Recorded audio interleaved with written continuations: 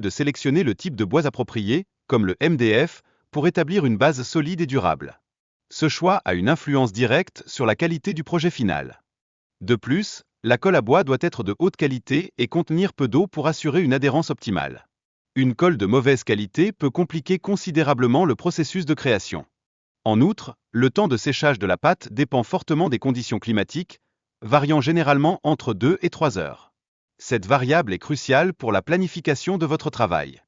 Par ailleurs, il est recommandé de conserver la pâte dans un sac en nylon bien scellé pour éviter son exposition à l'air.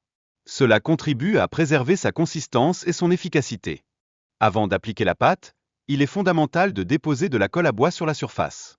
Cette étape garantit une meilleure adhérence et favorise un travail plus soigné. Il convient également de distinguer entre la colle à bois épaisse et fine.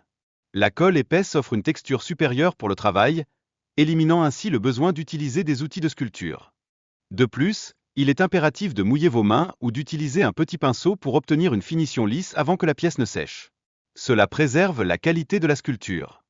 En ce qui concerne la composition de la pâte, un bon équilibre entre l'eau et les fibres est essentiel pour garantir une sculpture solide.